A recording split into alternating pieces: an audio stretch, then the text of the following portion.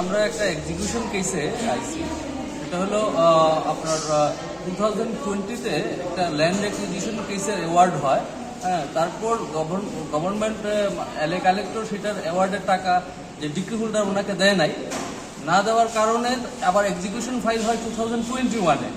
Execution করার পরও ওনারা বিভিন্ন রকম তালবাহানা, তারপর আপার কোর্টে, হাইকোর্টে বেশ কয়েকবার গেছেন, সিআরপি রিভিউ ফাইল করছেন, রিভিশন ফাইল করছেন, অ্যাপিল ফাইল করছেন, এই করে ওনারা টাইম কিলিং করছেন। আলটিমেটলি গত 30 তারিখ এখানকার যে সিপাহীজলা বিশালগড় এডিজে উনি একটা অর্ডার করেন অ্যাটাচমেন্টের এক্সিকিউশন কেসে।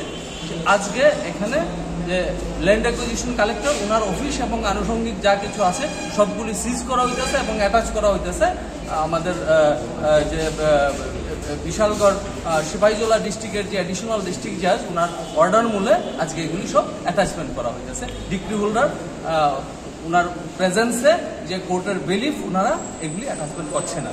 যে মামলা মূলে আপনারা অফিসের বিভিন্ন কার্যালয়গুলো আপনারা লক করলেন, মূলত মামলাটা কাদের মধ্যে ছিল এবং কি নিয়ে?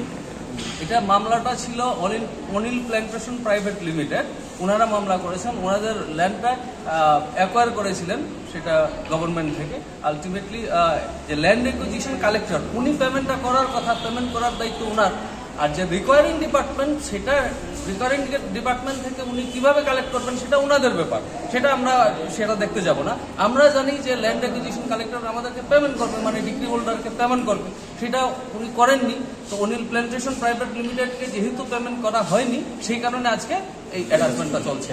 প্রপার্টিগুলি অ্যাটাচমেন্ট হয়ে গেছে অলরেডি, চেয়ার টেয়ার যা কিছু আছে মুভেবল প্রপার্টি এগুলি অ্যাটাচমেন্ট হয়ে গেছে, এখনো চলছে। পিএর রুমটা বাকি আছে, এটা চলছে এখন অ্যাটাচমেন্ট। কত টাকার ভ্যালু ছিল ল্যান্ড ভ্যালুটা? এটা 5 কোটি সামথিং আছে, 5 কোটি থেকে কিছু বেশি আছে।